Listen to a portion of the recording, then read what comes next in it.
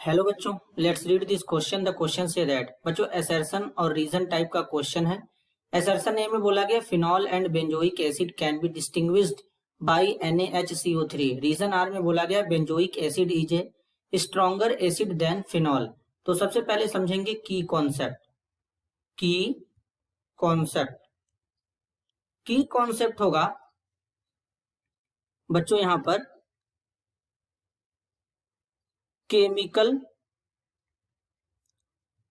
Properties of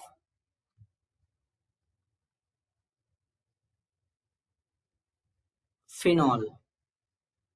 तो बच्चों सबसे पहले अगर हम समझें यहाँ पे बेसिकली जो फिनॉल होता है ये एक वीकर एसिड होता है। फिनॉल एक वीकर एसिड होता है, तो इसलिए जब हम लोग फिनॉल का रिएक्शन हम लोग NaHCO3 के साथ कराते हैं तो यहाँ पर रिएक्शन नहीं होता है, क्योंकि जब NaHCO3 से यहाँ पर एक एसिड बनेगा H2CO3 जिसे कार्बोनिक एसिड कहते हैं, तो ये कार्बोनिक एसिड फिनॉल से ज्यादा स्ट्रॉन्गर एसिड होता है, तो इसलिए रिएक्शन यहाँ पर प्रोसीड नहीं होता है। इसका मतलब phenol NaHCO3 sodium hydrogen carbonate के साथ रिएक्शन नहीं करेगा। लेकिन अगर हम यहाँ पर बेंजोइक एसिड ले लें इस तरीके से, तो बेंजोइक एसिड एक स्ट्रॉन्गर एसिड होता है बच्चों। ये क्या करता है, NaHCO3 के साथ में रिएक्शन करता है। रिएक्शन करने के बाद यहाँ पर बनाता है सोडियम बेंजोएट इस तरीके से PHC double bond O negative Na positive, और यहाँ पर एक गैस रिलीज हो जाता है कार्बन डाइऑक्साइड गैस। साथ में यहाँ पर बच्चों इस तरीके से वाटर का फॉर्मेशन हो जाता है। तो असर्शन ए में बोला गया है phenol and benzoic acid can be distinguished by NaHCO3। तो यहाँ पर जो असर्शन ए है बच्चों ये बिल्कुल ट्रू है, यानी करेक्ट है। अब रीजन आर में बोला गया है benzoic acid is a stronger acid than phenol. तो सबसे पहले बच्चों अगर हम बात करें यहाँ पर बेंजोइक एसिड की, तो सबसे पहले क्या करेंगे, एसिड से हम लोग H+ निकालेंगे। जब एसिड से H+ निकाल देते हैं तो वो कॉन्जुगेट बेस में कन्वर्ट हो जाता है, और बनने वाला कॉन्जुगेट बेस जितना ज्यादा स्टेबल होगा उसके करेस्पॉन्डिंग एसिड उतना स्ट्रॉन्ग होगा। तो अब यहाँ पर इस तरीके से बेंजोइक एसिड का कॉन्जुगेट बेस बेंजोएट आयन यहाँ पे बन गया है। तो जब इसका रेजोनेटिंग स्ट्रक्चर बनाएंगे तो ये यहाँ आएगा और ये यहाँ शिफ्ट होगा। तो इस तरीके से अगर हम देखें तो यहाँ पर PH हो जाएगा, C यहाँ पर बच्चों O नेगेटिव हो जाएगा, डबल बॉन्ड O हो जाएगा।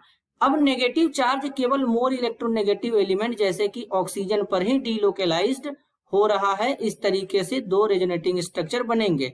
लेकिन बच्चों इन दोनों रेजोनेटिंग स्ट्रक्चर में खास बात यह है कि ये दोनों के दोनों रेजोनेटिंग स्ट्रक्चर जो है इक्विवेलेंट रेजोनेटिंग स्ट्रक्चर हैं। इक्विवेलेंट रेजोनेटिंग स्ट्रक्चर का मतलब ये नेगेटिव चार्ज इन दोनों ऑक्सीजन पर ही केवल डीलोकेलाइज्ड हो रहा है। इसका मतलब ये बहुत ज्यादा स्टेबल होंगे, तो इसके करेस्पॉन्डिंग यहाँ पर ये जो एसिड होगा क्या होगा बच्चों, स्ट्रॉन्ग एसिड हो जाएगा। अब एक बार फिनॉल के बारे में जरा समझेंगे। अगर हम बच्चों यहाँ पर फिनॉल लेंगे, फिनॉल से H+ आयन निकालेंगे तो इस तरीके से हमारा यहाँ पर फिनॉक्साइड आयन बनेगा। अब अगर हम इस फिनॉक्साइड आयन का रेजोनेटिंग स्ट्रक्चर यहाँ पे ड्रॉ करें तो इस तरीके से ड्रॉ करेंगे बच्चों। यहाँ पे समझते हैं O नेगेटिव है, ये नेगेटिव यहाँ आएगा, इस बॉन्ड को इस पे शिफ्ट करेंगे तो यहाँ पर क्या हो जाएगा, इस तरीके से एक डबल बॉन्ड यहाँ पे नेगेटिव, यहाँ पर डबल बॉन्ड O बन जाएगा।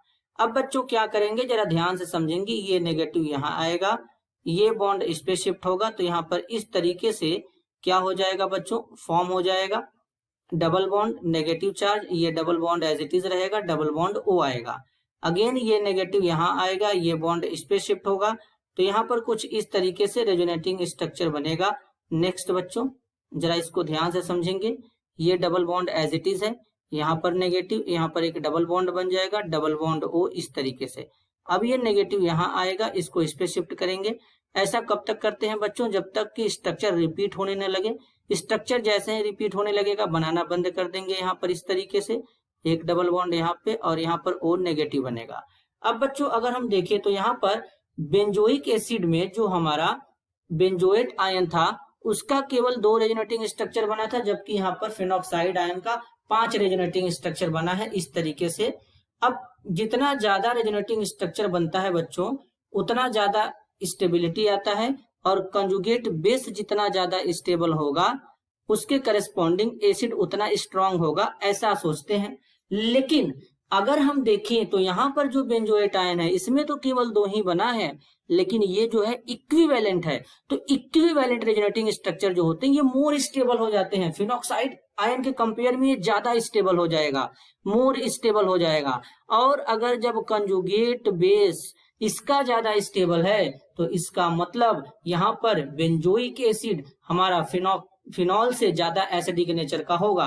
तो इसके पीछे का रीजन है कि जो बेंजोइक एसिड का कॉन्जुगेट बेस है ये इक्विवेलेंट रेजोनेटिंग स्ट्रक्चर बनाता है, जो कि फिनॉल से जो फिनॉक्साइड आयन बनता है इसके रेजोनेटिंग स्ट्रक्चर से ज्यादा स्टेबल होता है। तो इसलिए बेंजोइक एसिड स्ट्रॉन्गर एसिड होता है फिनॉल से। तो यहाँ पर रीजन आर भी करेक्ट है बच्चों, मतलब एसर्शन और रीजन दोनों करेक्ट है, लेकिन एसर्शन ए के लिए रीजन ए करेक्ट नहीं है। तो यहाँ पर बच्चों क्या हो जाएगा, यहाँ पर हम लोग कुछ इस तरीके से समझेंगे। यहाँ पर बच्चों एसर्शन ए में बोला गया phenol and benzoic acid can be distinguished by NaHCO3। Reason R में है benzoic acid is stronger acid than phenol. तो बच्चों यहाँ पर एसर्शन और रीजन दोनों करेक्ट है, और एसर्शन ए के लिए रीजन आर भी करेक्ट है, क्योंकि यहाँ पर कार्बोक्सिलिक एसिड यानी जो बेंजोइक एसिड स्ट्रॉन्गर एसिड है, तभी तो ये हमारा यहाँ पर ये टेस्ट दे रहा है, कार्बन डाइऑक्साइड गैस रिलीज कर रहा है सोडियम हाइड्रोजन कार्बोनेट के साथ में। मतलब बच्चों यहाँ पर एसर्शन ए के लिए रीजन आर भी करेक्ट है। तो यहाँ पर करेक्ट आंसर होगा option first, if both assertion A and reason R are true and the reason R is a correct explanation of the assertion A.